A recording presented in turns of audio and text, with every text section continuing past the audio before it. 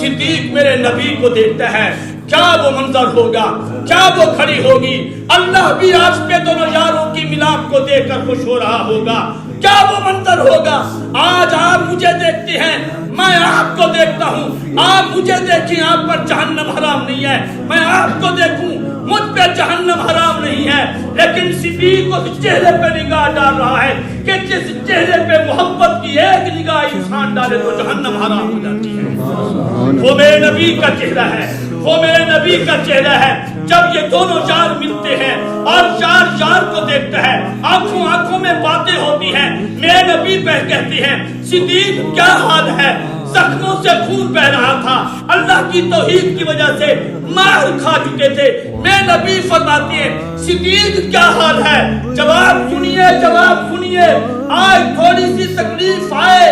تو پھر جماعتیں تبدیل کرنے والوں، لیڈران سے تعلق توڑنے والوں، یہ مفادات کی دوستی ہوتی ہے۔ صدیق نبی کی دوستی مفادات کی نہیں تھی، یہ دینی دوستی تھی، یہ حقیقی دوستی تھی۔ اس لیے صدیق اکبر نے مار کھا کر بھی میرے نبی سے فرمایا یا رسول اللہ، جب تک ماں کے پاس تھا، جب تک گھر کے اندر تھا، جسم میرا درد کر رہا تھا، خون بہ رہا تھا، تکلیف ہو رہی تھی، لیکن جب چل کر آپ کے پاس آیا ہوں، آپ کے چہرے انور پہ میں نے نگاہ ڈالی ہے تو میری ساری تکلیف دور، سبحان اللہ، میری ساری تکلیف دور ہو گئی ہے، میرے زخموں کی وہ تکلیف دور ہو گئی ہے۔ صدیق اکبر رضی اللہ تعالیٰ عنہ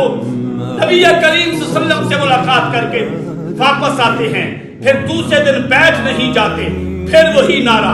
پھر وہی بات، پھر وہی کلمہ لا الہ الا اللہ، لا الہ الا اللہ کی صدائیں لگاتے ہیں، آواز لگاتے ہیں، باہر تبلیغ کرتے ہیں، اور سیدنا حضرت عثمان غنی رضی اللہ تعالیٰ عنہ صدیق اکبر کی ترغیب پر آ کر مسلمان ہو جاتے ہیں۔ اور کئی صحابہ، میں کس کس کا نام دوں،